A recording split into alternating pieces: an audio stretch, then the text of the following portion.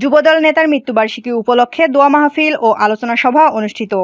শৈলকুপা উপজেলার উমেদপুর ইউনিয়ন যুবদলের সভাপতি দলের ত্যাগী নেতা আবু জাফরের নবম মৃত্যুবার্ষিকী উপলক্ষে দোয়া মাহফিল ও আলোচনা সভা অনুষ্ঠিত হয়েছে।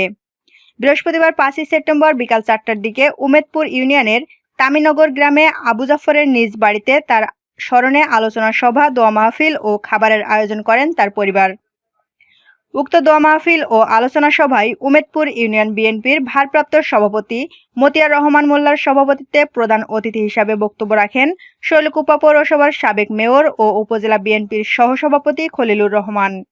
এ সময় তিনি ইউনিয়ন যুবদলের সভাপতি আবু জাফরকে যারা প্রকাশ্যে নির্মমভাবে প্রাণনাশ করেছিল তাদের বিচারের দাবিতে দলের নেতাকর্মীকে নির্দেশ দিয়ে বলেন, যারা জাফরকে প্রাণনাশ করে প্রকাশ্যে ঘুরে বেড়াচ্ছে তাদের আইনের আওতায় এনে দৃষ্টান্তমূলক শাস্তির ব্যবস্থা করতে হবে। পরে তিনি আবু জাফরের বিদেহী আত্মার মাগফিরাত কামনা করেন। শৈলকুপা থানা যুবদলের সদস্য সচিব তরিকুল বাশার সাজাদের সঞ্চালনায় বিশেষ অতিথি হিসেবে উপস্থিত ছিলেন ওসমান আলী, সহসাধারণ সম্পাদক, বাংলাদেশ কৃষক দল কেন্দ্রীয় কমিটি।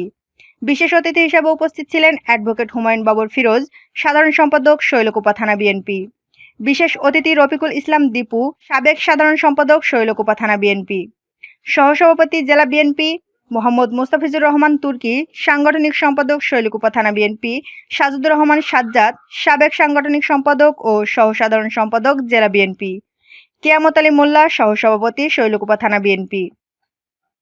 এ সময় আরও উপস্থিত ছিলেন মতিয়ার রহমান, সাবেক চেয়ারম্যান ও সহসভাপতি, থানা বিএনপি; নূর আমিন বিশ্বাস, সাবেক জিএস যুব বিষয়ক সম্পাদক, শৈলকুপা থানা বিএনপি; রবিউল ইসলাম আহ্বায়ক, শৈলকুপা থানা যুবদল; তরিকুল বাশার সাজাদ, সদস্য সচিব, শৈলকুপা থানা যুবদল; মুন্সি জাদিদুর কবির আলামিন, সাধারণ সম্পাদক, শৈলকুপা মৎস্যজীবী দল; সাইদুর রহমান মিঠু, সভাপতি, শৈলকুপা থানা ছাত্রদল; আব্দুল করিম, সহসাধারণ সম্পাদক, জেলা শ্রমিক দল; মুন্সি জাহাঙ্গীর আলম টিটুল, উপদেষ্টা মণ্ডলীর সদস্য, জেলা শ্রমিক দল, বিএনপির নেতৃবৃন্দ সহ যুবদল, স্বেচ্ছাসেবক দল, ছাত্রদল, শ্রমিক দল ও অন্যান্য অঙ্গ সহযোগী সংগঠনের নেতৃবৃন্দগণ।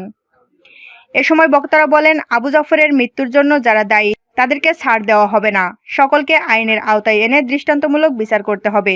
এ সময় বক্তারা বলেন, আবু জাফরের মৃত্যুর জন্য যারা দায়ী তাদেরকে অতি দ্রুত শাস্তির ব্যবস্থা করতে হবে। এছাড়াও দলের এই প্রয়াত নেতার জীবন ও কর্ম নিয়ে আলোচনা পর্বে অংশ নেন বিএনপি, যুবদল, ছাত্রদল সহ সহযোগী সংগঠনের নেতাকর্মীরা। আলোচনা শেষে মরহুম জাফর মিয়ার মাগফিরাত কামনা করে মিলাদ ও বিশেষ দোয়া মাহফিল অনুষ্ঠিত হয়।